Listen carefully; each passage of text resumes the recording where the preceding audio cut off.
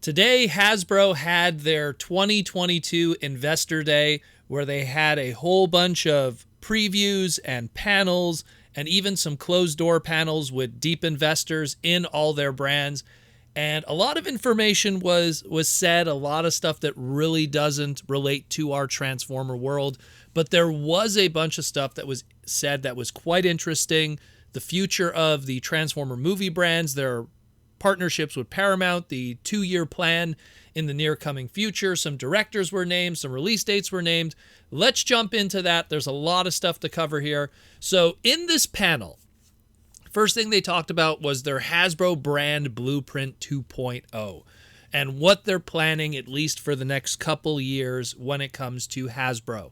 The first thing that they're going to be doing is they're going to be really focusing on fewer brands and focusing on those brands that actually matter to them and really building those ones up. They're really, because when Brian Goldner was the CEO back in 2000, 2001, when he came in, his goal essentially was to take those smaller brands and make them big global brands. And we saw what came from that with his relationship with Paramount and making, Transformers a movie brand and a big brand and putting G.I. Joe in there and even some of the others too. Some were more successful than others, Transformers being one of them. But at least that was like Brian's dream and goal. And they're continuing Brian's dream long after he has passed now with continuing the idea of let's just focus on the brands that really do work for us instead of just spreading our guys thin. So those focuses are going to be more on stuff like Transformers, like Magic the Gathering, Star Wars, Marvel, Nerf, and of course their Peppa Pig stuff, and it makes sense. It just makes sense for them to focus on those. Those are their bread and butter. You can't spread the power too thin. It's just going to mess things up. They also reiterated what are going to be their partner brands and their portfolio brands. So, of course, you're going to have Indiana Jones in there, Fortnite, Ghostbusters, Beyblade, which is a partnership with Takara Tomy. Of course, G.I. Joe is now in their portfolio brands. They're probably just, keeping that in the back for now. Duel Masters was another one too that, oddly enough, to see that trademark still kicking around with Duel Masters. That was a Wizards of the Coast kind of answer to Yu-Gi-Oh! And the anime stuff, and I'm surprised to see that. Starting lineup is going to become a thing again after all these years. The sports action figures to go up against what Todd's been doing for years with McFarlane Toys. Power Rangers, PJ Masks, Baby Alive, Mr. Potato Head, My Little Pony. I could go on and on. And that's kind of the big goal with them, is they're going to focus on their big brands while still just fostering and keeping the trademarks of the smaller ones, keep it alive and keep it going. They address the supply chain issues. I think that, as we're going into soon 2023, that's going to be less and less a problem. We're getting into a new world now in a lot of ways. When they jump into the entertainment stuff, the big thing in the cover here, more than anything else, is they are continuing a 5-year contract with Paramount Pictures for multiple movie deals with both the Transformer brand and G.I. Joe. So G.I. Joe's not dead yet. There's something signed. I don't know what they're going to do with G.I. Joe, but the better news is Transformers will continue with Paramount. They're going to continue that relationship. And this isn't what they announced, but just my humble opinion. I think we're going to probably see a little bit of a transfer, potentially, of a lot of Hasbro brands onto Paramount Plus in the near future to build up that streaming service. So stay tuned for that probably at some point. They said here that they're already wrapped up production on Transformers Earthspark Season 1, and they've already greenlit Season 2, which I find absolutely fascinating. We haven't seen a single episode of it. They have no ratings to base it on, not a single toy sale. And they're already greenlighting Season 2. Okay, sure. I guess that's already their 2-year plan for the Earthspark sub-imprint and that brand. So I guess something's going to come of it. So we'll see what happens with that. I mean, hey, we'll see. I want to see that show. I want to see if it's any good. I want to see if the toys are any good. We can only base so much off of little clips and little this and little that and some toys in little DTOF cabinets that we've only seen. Let's get into Transformers Rise of the Beast, our long-awaited one. Now, the trailer was shown in a closed-door panel with licensors. From what I was told, it was the same trailer that was shown with licensors a couple months back.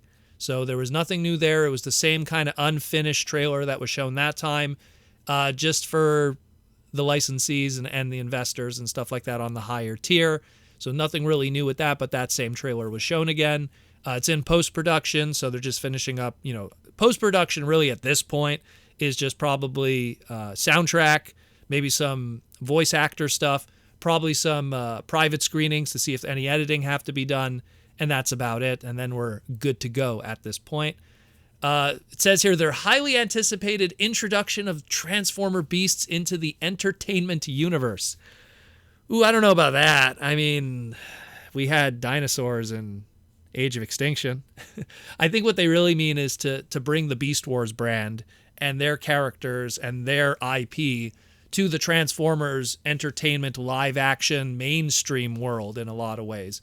Because, we had Beast Wars in the 90s and Beast Machines in the early 2000s, and then that really was the last we saw a lot of those characters on a mainstream successful nature, in a pop culture affecting kind of way, because Beast Wars was huge back in 95 to 99.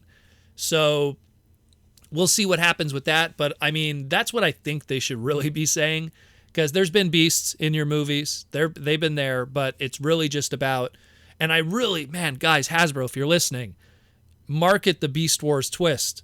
Get those 90s kids. Those 90s kids grew up with Pokemon, and they're playing Pokemon to death, and they're in their 20s, and some of them are even hitting their 30s. Market to those guys. Those kids grew up on that stuff. And if you could even get a ticket sale in a vagueness of them going, hey, I collected Beast Wars as a kid. That show was pretty fun. Maybe let's go check it out. There's your ticket sale.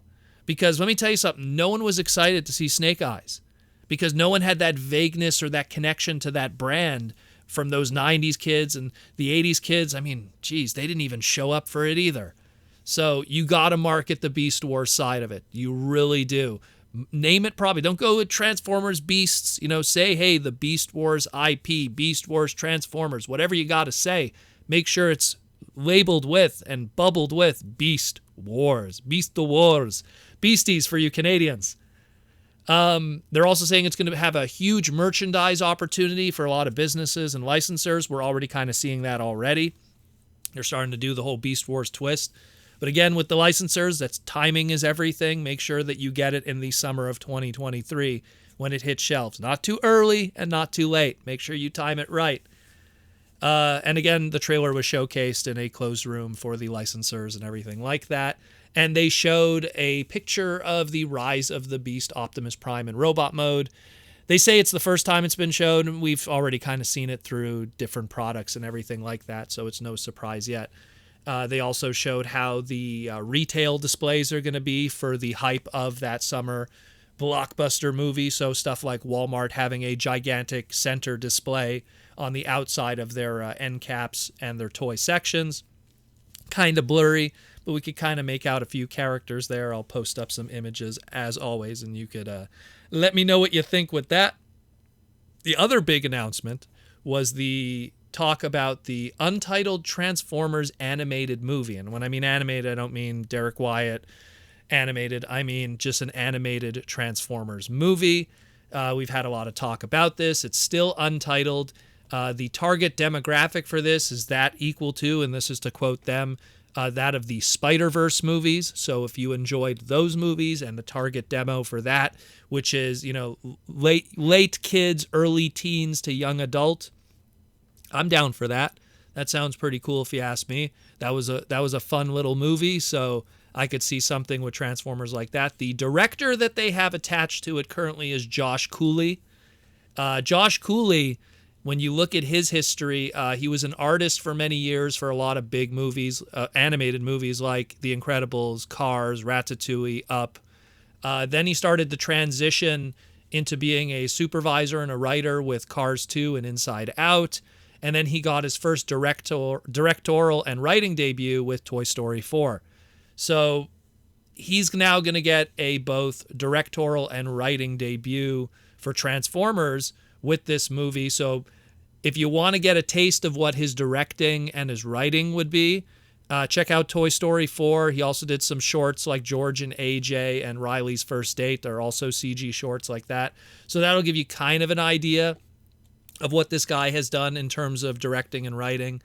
And Inside Out might give you a little bit of his writing concepts too. But again, when it's a Cybertronian civil war, might come out a little differently than something like Inside Out, I guess. But either way, the slated date for this Untitled movie is July 19th, 2024. So that means we'll get Rise of the Beast in 2023, along with Earthspark being our big show. And then 2024, we'll have a season 2 of the Earthspark. And of course, this animated movie. And who knows what'll be happening on the side, what's going to be happening with BotBots and anything also. So it looks like the next 2 years for Hasbro is going to be quite packed. And it's looking great. It's looking great. So there's not much else really that we could cover that could be public anyhow. But this looks pretty cool. Again, the Paramount announcement is being the most important one because that's a 5-year contract. So at least know where the Transformer brand movie-wise is going to be, because, there were some worries. When Brian Goldner passed away, he literally was that bridge to Paramount, and the worry was that relationship might end and Transformers might have to go elsewhere. Well, that's not the case. They're still at Paramount. Let me know what you think, guys. This is pretty hype stuff.